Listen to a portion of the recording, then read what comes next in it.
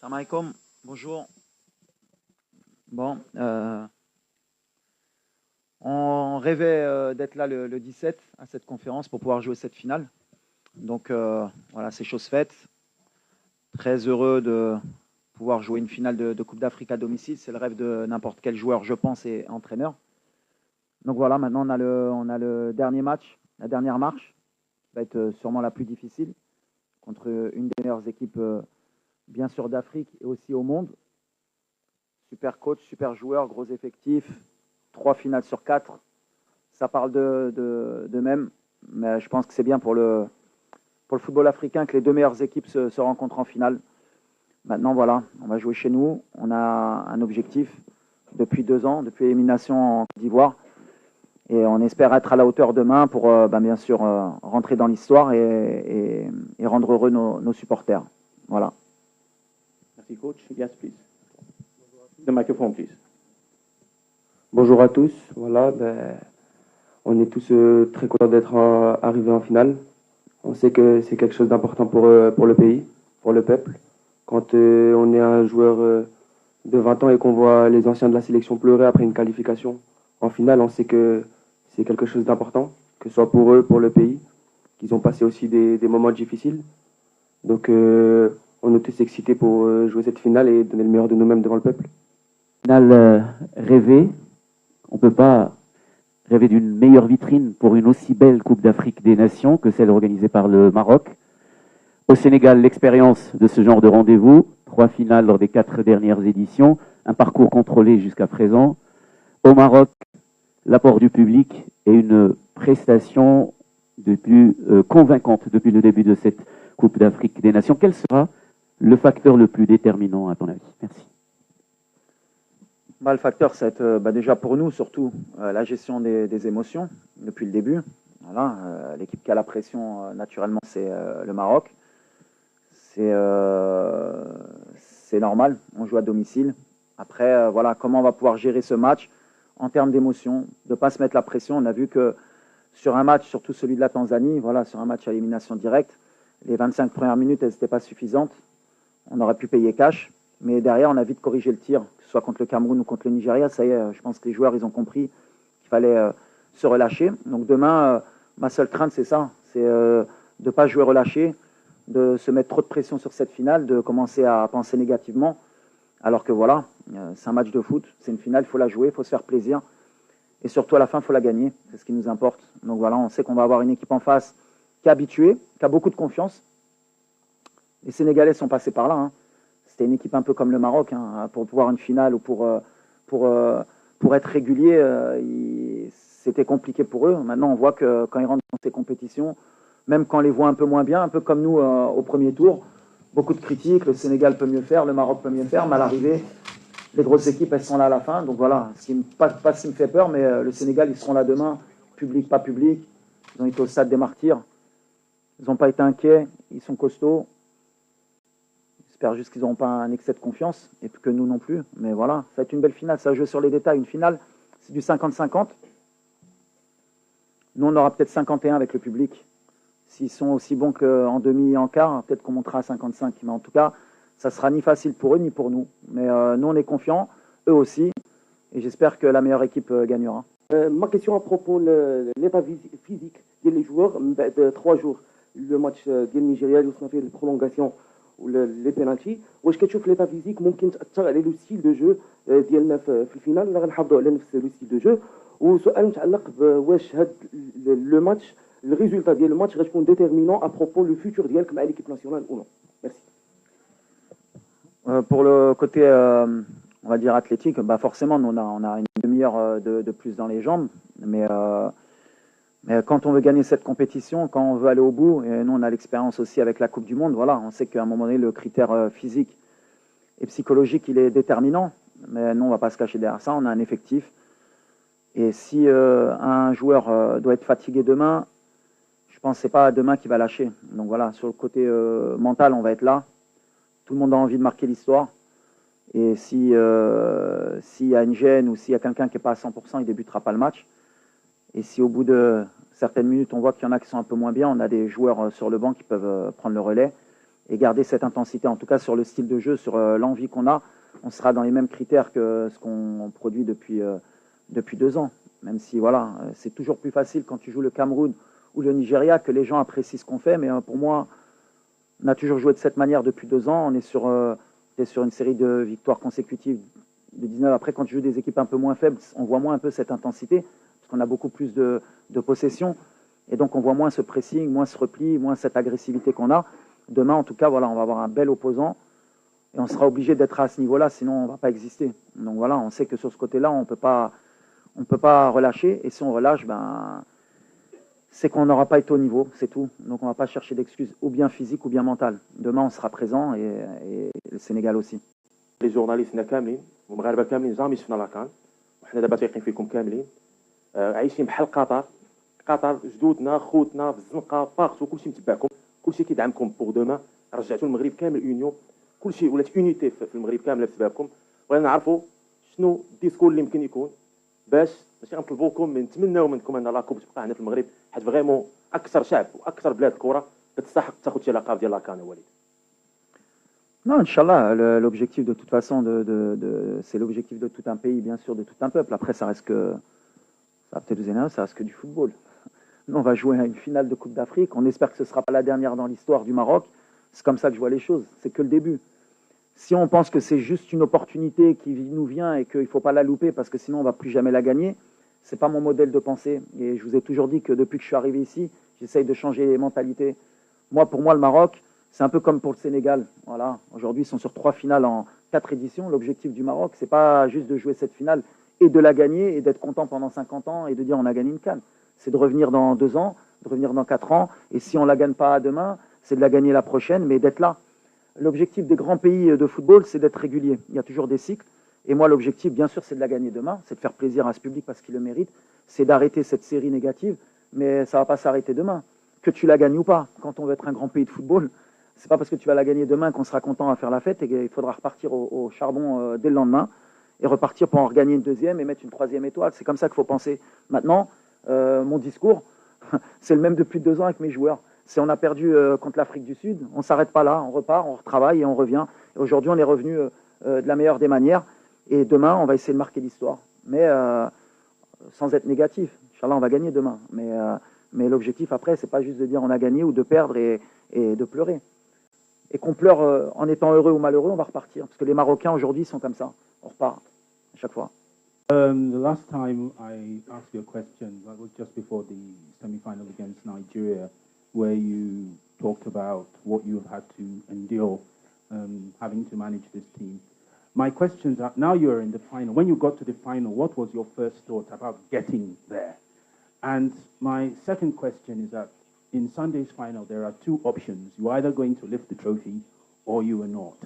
Regardless of whatever result you get, what lesson would you want Moroccans to learn from having staged this AFCON and playing in this AFCON at home for the second time in nearly 40 years? Thank you.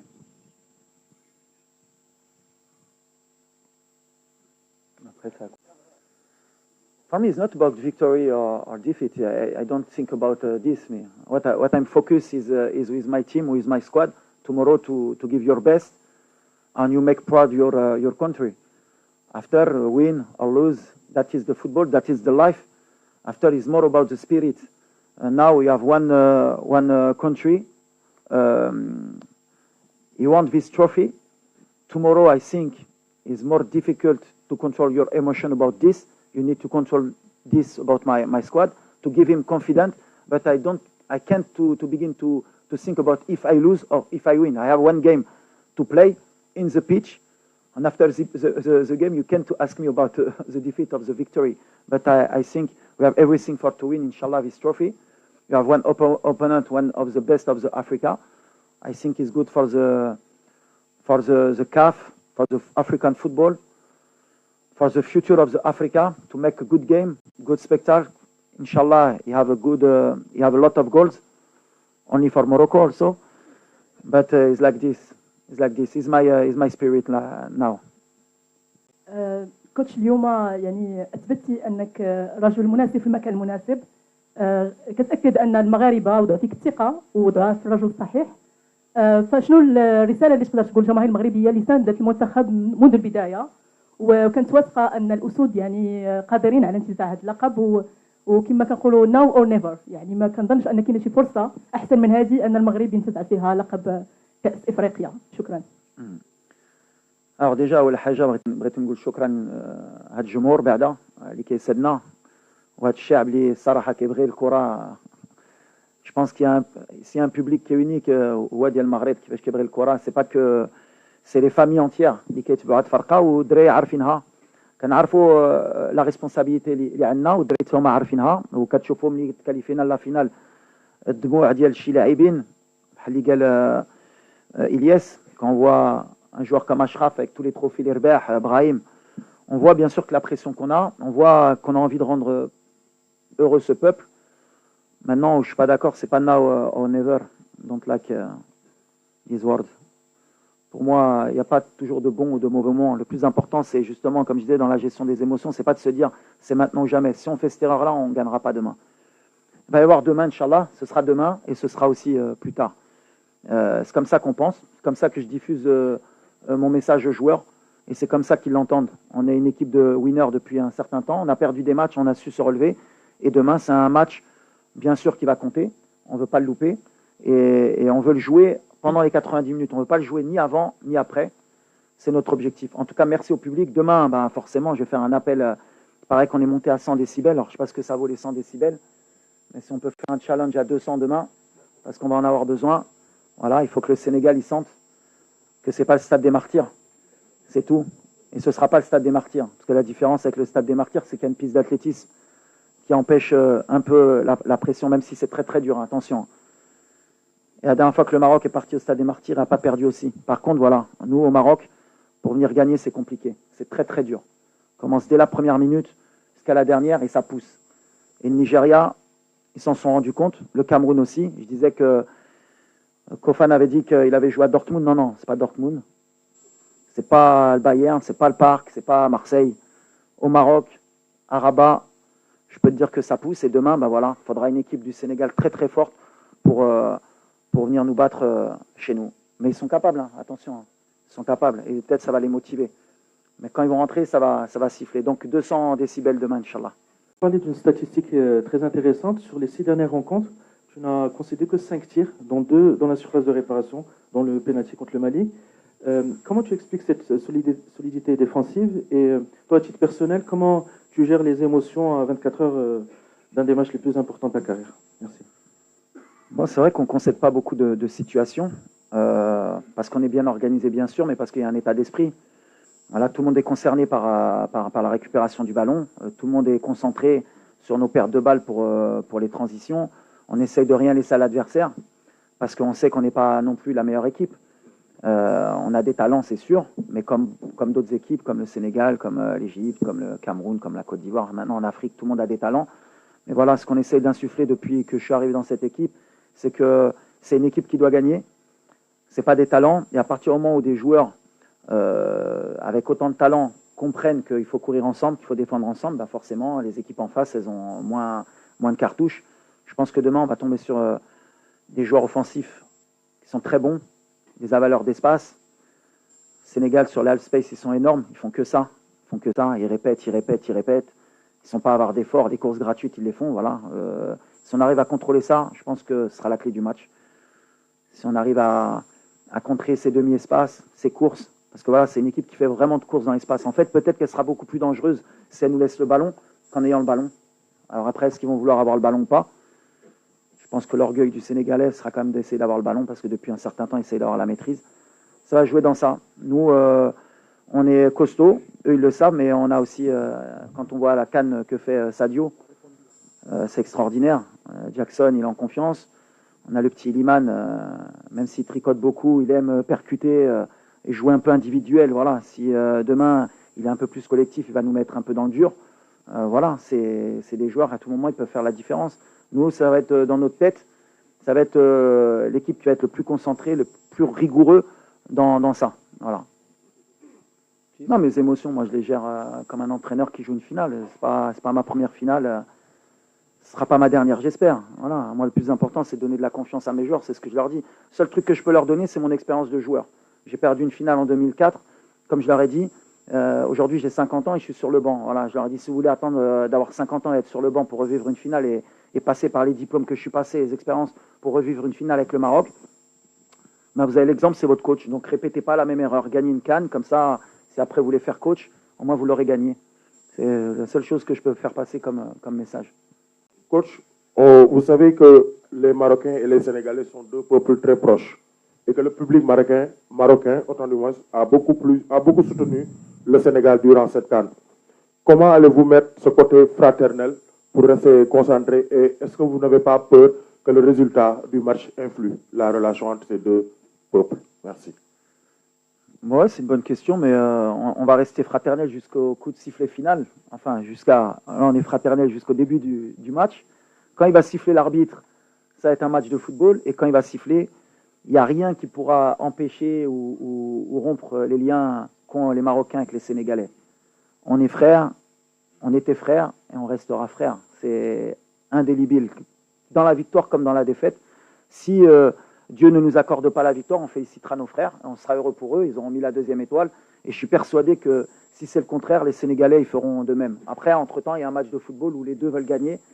Mais voilà, moi, j'ai une relation avec le Sénégal qui est très forte.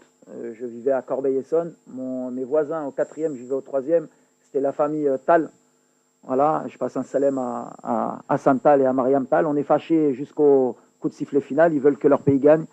Mais ça n'empêchera pas que voilà, ils venaient chez nous, on montait chez eux et on est frères. Et en Afrique, il faut qu'on ait aussi ce côté-là. Il y a des matchs, on se chamaille, tout le monde veut gagner, mais qu'à la fin, ça y est, on est tous ensemble, on veut le bien de chacun. C'est mon mode de pensée. Ça ne retirera pas tout le bien que je pense des Sénégalais et ça ne retirera pas tout le bien que pensent les Sénégalais du Maroc, j'en suis sûr. Beaucoup parlé évidemment de la pression qu'il y avait sur le Maroc, de cette envie du peuple marocain derrière, de gagner enfin cette CAN. Comment vous en avez parlé d'ailleurs en introduction, ça vous a marqué de voir les anciens pleurer de fait de se qualifier en finale. Comment vous, qui êtes au début de votre carrière, au début de l'aventure, avez vécu toute cette épopée? Parce que ce qu'a vécu le Maroc, Pape Thiaw le disait tout à l'heure, d'arriver en finale quand on a la pression comme ça, c'est très fort. Comment vous avez vécu, vous, toute cette épopée? Merci.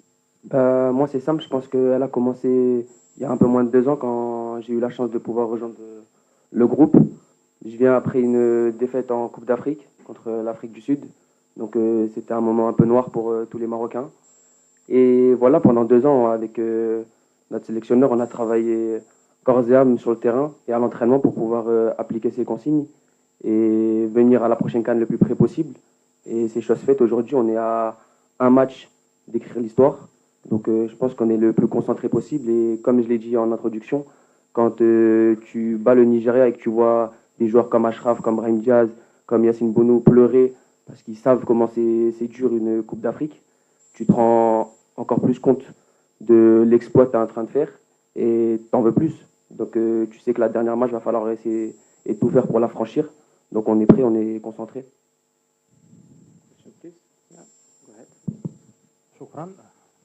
السلام عليكم، محمد البوحساني موقع الدار. تحيه لوليد وبن صغير وجميع اللاعبين. اكيد غدا 18 شهر المغرب كامل غيوقف باش يساند المنتخب ديالو، غنكونوا كاملين مع وليد ومع الكتيبه د وليد. فقط هناك واحد التخوف بسيط، بغينا نعرفوا وليد الكرادي كيفاش كيتعامل معاه، خصوصا الميساج اللي كدوز للاعبين على التحكيم. وشفنا بالرغم من اننا تاهلنا ضد نيجيريا الا ان التحكيم المغاربه كانوا يعني سترايفين التحكيم، يعني ما عجبناش وربما الاخطاء كثرات. من هذه الناحيه شنو الرساله كوليد للاعبين باش يتجاوزوا هذا سميتو ما يكونش عنده تاثير؟ وبالنسبه سؤال واحد بس. Only one question, please. Concernant l'arbitrage. Non, concernant l'arbitrage, je me suis exprimé à la dernière conférence de presse. C'est pas quelque chose qui doit nous polluer et qui va pas nous polluer. Aujourd'hui, voilà, les erreurs d'arbitrage ou les discussions sur l'arbitrage, et à chaque match, que ce soit à la CAN ou en Europe, il y a toujours des histoires d'arbitrage. De toute façon, c'est comme ça. Ce qui est dommageable, c'est que on en fasse trop, faut les protéger. Moi, mes joueurs, à chaque fois, je leur ai dit, à chaque fois à la fin du match, ils me disaient, il y a penalty, et pas penalty pour nous, on n'est pas. Et alors que les gens, ils disent qu'on est protégé. Donc, C'est comme ça. Genre, on reste concentré sur le terrain. Si vous voyez l'arbitrage, l'équipe nationale d'Égypte contre le Sénégal, ils sont pleins de l'arbitrage. Alors que voilà, à chaque match, l'équipe qui se fait éliminer parle de l'arbitrage. C'est quelque chose qu'il va falloir qu'on, peut-être dans la mentalité africaine aussi, qu'on ait une prise de conscience. Alors comment la faire évoluer? Parce qu'elle est là quand même, il faut dire la vérité. On a toujours cette crainte concernant l'arbitrage avant chaque match. On a toujours des plaintes après chaque match. Alors voilà, il faudra peut-être s'asseoir entre dirigeants, avec l'arbitrage, avec les joueurs, avec les coachs, pour qu'on a, comment je peux dire, aplanir ouais, un peu tout ça, pour qu'on parte peut-être d'une feuille blanche. À part si vous voulez qu'on retourne un peu dans les choses où on va dire on va ramener des arbitres européens, comme ça on sera un peu plus sûr qu'il n'y ait pas de choses, et là après on reviendra en arrière. On a un continent qui avance, il faut faire confiance en nos forces. Aujourd'hui, il y a 2 entraîneurs sur le banc de 2 grandes nations du football qui sont issus de leur pays. Il y a des arbitres qui peuvent être de très haut niveau en Afrique. Il y a des joueurs qui sont de très haut niveau en Afrique. Il faut juste qu'on travaille un peu plus, qu'on soit conscient qu'il y a des erreurs, qu'il y en aura. À chaque compétition, tu regardes le dernier Euro, tu regardes la Coupe du Monde. Nous, on a joué une demi-finale de Coupe du Monde. Il y a un penalty sur Bouffal. On ne s'est pas plaint. On n'a pas dit on a perdu une demi-finale de Coupe du Monde, on aurait pu gagner alors qu'il y avait un penalty. C'est comme ça que je dis à mes joueurs, on repart et on retravaille. Et un jour c'est de notre côté et un jour ce ne sera pas de notre côté. Mais à l'arrivée, en général, c'est les meilleurs qui gagnent. Il n'y a jamais trop de surprises sur une compétition qui est aussi longue. Sur un match, peut-être on peut se faire léser, mais sur une génération ou sur une compétition, c'est assez rare. En tout cas, moi je dis aux arbitres, continuez, travailler comme nous on doit travailler et voilà, et vive l'arbitrage africain, et vive les joueurs africains et vive l'Afrique, ce qui m'importe. Mr. Juan Castro del Diario Marca de España. Talking about Brahim Diaz, we see the goals, we see the commitment, but what can you tell us about Brahim, what we cannot see, the living with the teammates, the trainings, if you have the sensation that you give back Real Madrid a new player with more confidence? Gracias, thank you. Sí, lo que es bien por Brahim es lo que te he dicho la otra vez. Es su mentalidad. Ha cambiado mucho. De cuando ha venido claro, con muchas ganas, que mucha gente le están esperando para que hacer mucha diferencia. Y ahora ha entendido que es uno más en el equipo.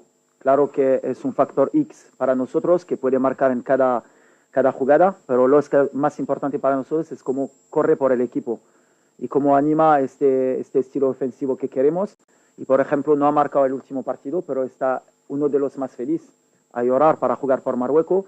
Ha elegido Marruecos y ahora estoy feliz porque el proyecto que le doy yo con el presidente de la federación, el día que me recuerdo hace 3 años a Milán y que le hablo del proyecto de venir a jugar con Marruecos, que la verdad que no le mentiera, que cuando le he dicho que aquí va a tener gente que le van a querer por la vida y que si muere por el equipo, por la afición, nunca le van a olvidar y que puede ganar título también, puede jugar mundial y ahora es eso que le pasó y estoy muy feliz de la actitud y estoy feliz que también va a volver a Madrid con mucha más minutos, por lo menos, y seguro que va a competir para ganar su puesto, pero ahora tiene que acabar el trabajo mañana, sobre que es importante para él, para nosotros.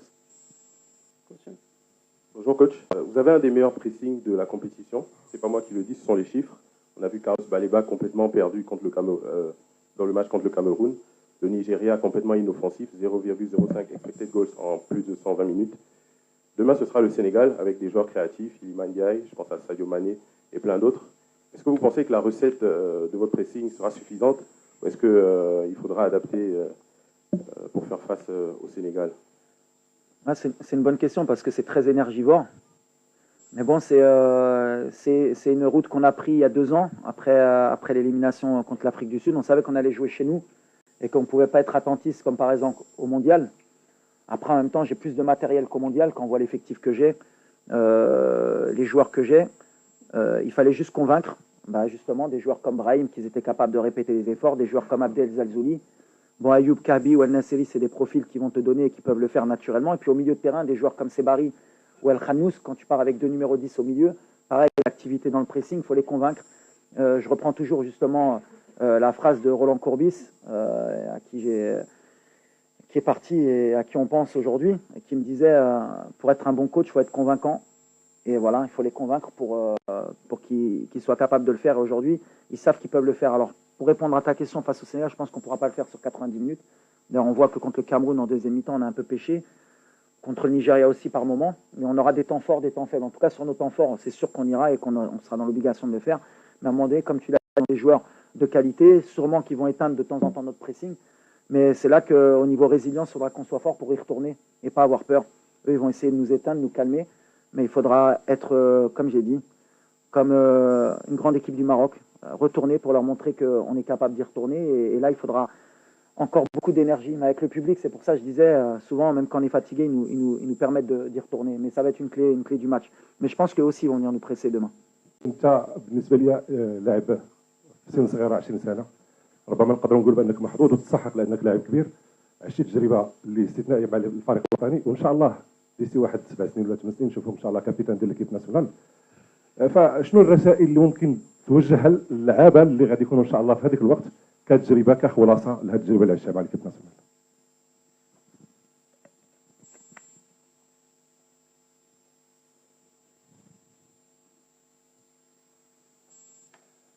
D'abord, merci.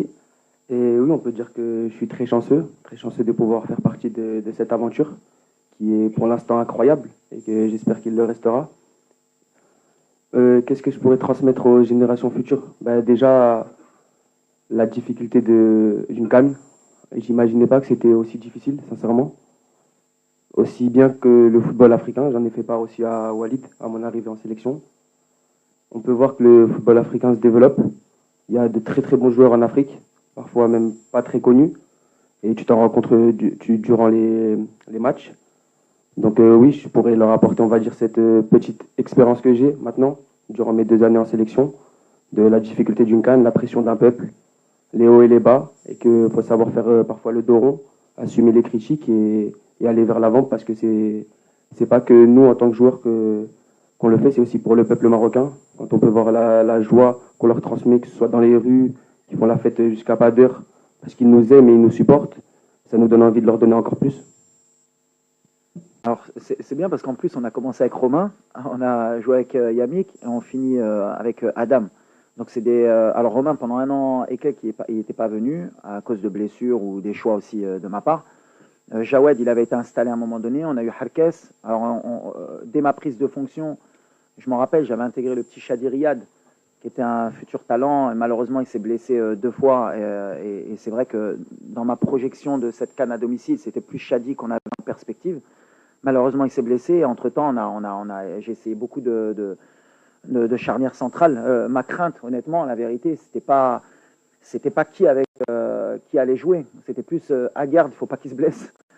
Et à partir du moment où on avait Aguerd, je savais que qui allait être à côté, Aguerd allait unifier. Parce que c'est vrai qu'on ne parle pas assez de Naïef. Mais voilà, on a un des meilleurs défenseurs centraux d'Afrique, qui a été de ce côté très longtemps. Bon, après, moi, je peux être dithyrambique. C'est un petit que j'ai lancé à 17 ans au Maroc. Mais comme je disais, un joueur gaucher, bonne relance, qui va vite, qui saute haut, il est trouvé dans un top club européen, forcément. Mais il y est aujourd'hui avec Marseille, pour pas que les Marseillais m'en veuillent. Mais voilà, tant qu'on avait Naïef, j'avais pas trop d'inquiétude. Mon inquiétude, c'était quand il a eu son début de pubalgie là, au mois de novembre, en se disant que par contre, s'il n'y avait pas Naïef, quelle charnière on allait aligner. Et là, on aurait peut-être eu un peu plus de difficultés. Aujourd'hui, le fait d'avoir joué pendant 1 an et demi, d'avoir beaucoup de problèmes justement sur cette charnière, ça nous a permis d'avoir vu Jawed, d'avoir vu Adam. Romain, bon, il connaît la maison. Et donc, du fait que dans la compétition, qu'on a eu ce genre de problème, on n'a pas eu à bricoler. Et d'ailleurs, beaucoup de gens m'ont reproché la sélection de Romain. C'était dans ce sens-là, d'avoir un joueur d'expérience qui connaît la maison pour que si on ait ces problèmes, parce qu'on aurait pu commencer avec Adam, Massina, et il serait blessé, on aurait fini avec Romain qui connaissait la maison.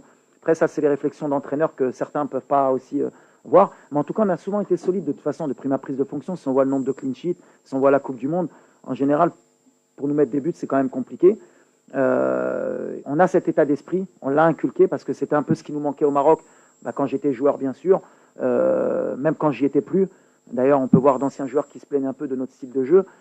Si j'ai un message à leur envoyer, c'est un peu ça. Vous n'avez pas gagné, vous n'avez pas été loin parce que justement, vous n'avez rien compris à ce moment-là. Et même moi, j'avais rien compris à ce moment-là. Pour gagner, à un moment donné, il faut être solide. C'est comme ça à n'importe quelle équipe. Le PSG, quand il gagne la Champions League, bien sûr qu'il joue au football, bien sûr que Luis Enrique, c'est le meilleur entraîneur. Bien sûr qu'ils ont joueurs de talent, mais ils défendent tous ensemble. Ils ont tous faim. Au pressing, ils travaillent tous. Et qu'à un moment donné, le talent, il ne suffit pas, et encore moins en Afrique. À un moment donné, c'est ce que j'essaie d'apporter justement sur cette sélection, sur cette génération qui arrive, sur les plus jeunes, que quand on veut gagner des titres, il faut être solide. Et aujourd'hui, le Maroc, on est solide défensivement. Et après, le reste, on l'a toujours eu. Les joueurs de talent, des Brahim Diaz, des Hakimi, des Tarab, des Belanda, des Boussoufa. On a toujours eu des joueurs de talent. Des Zaïri. C'est pour ça que je dis, à chaque fois, on me dit, j'ai une super génération. Le Sénégal, ils ont toujours une super génération. Le Maroc, ils ont toujours une super génération. La différence aujourd'hui, le mindset que les Sénégalais ont pour être réguliers, le Maroc, le mindset maintenant qu'on a pour être régulier, c'est ce qui fait que maintenant on peut rivaliser avec les Européens, avec les Sud-Américains. C'est qu'aujourd'hui en Afrique, notre football, il a grandi. Et pour finir, comme ça on finit sur une bonne note, on oublie la finale. Je pense que si on est comme ça, prochaine Coupe du Monde, la 2026, il y aura plus de pays africains en quart et en demi, Inch'Allah.